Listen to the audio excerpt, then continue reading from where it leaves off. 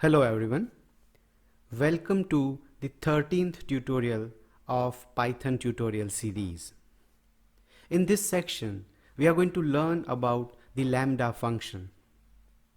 We have already seen what is a function and how we define and call the function in Python. Lambda function is also a subprogram which you can call as and when required.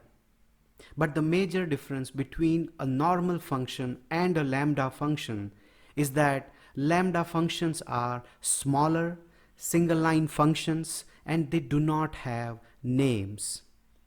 A function without a name is called as an anonymous function. The syntax of lambda function goes something like this. It begins with a lambda keyword. Then you give a space. After that, you have arguments. Then you put a colon sign, and after the colon sign, you give the expression. Let's try an example with a lambda function.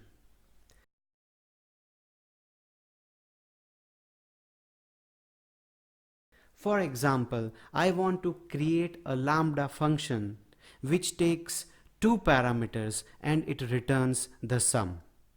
Now if you think of a normal function in Python, you would write with a def keyword, that is, you define a function, then you give name of the function which takes, let's say, two parameters. So you will write a comma b, then you put a colon sign, and then it returns a plus b.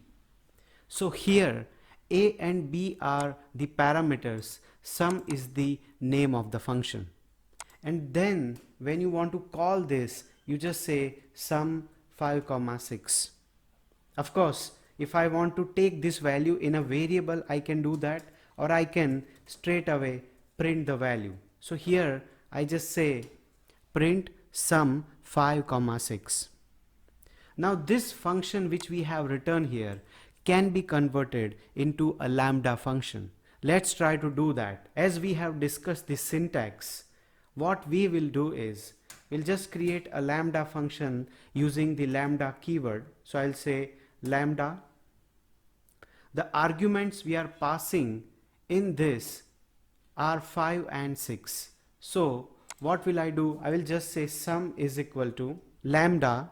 It takes two parameters, so here I am going to say a comma b as we have seen in the syntax, and then I am going to put a colon sign, and the expression here, that is the value we want to return, is a plus b. Now we have something called sum as a lambda function. The way of calling we are going to keep similar. We are not going to make changes to that. Let's try to run this code and see how it gets executed. As you can see now, the output is 11. So here, after the lambda keyword, whatever parameters you want to give, you can give, and at the end, because there is only one statement you want to execute, which is a kind of expression you are returning, so this is how you use the lambda functions. The advantage of lambda function is that they are anonymous, that is, you don't give a name to the main function, and also they are single line, simple way of using or writing a function. We can try one more lambda function saying power. I can say power is equal to lambda. Of course, the expression I'm going to take is the number, and let's say power. And of course, the value we will return is, we are going to use the exponent operator, so we will say n power pw. Let's try this.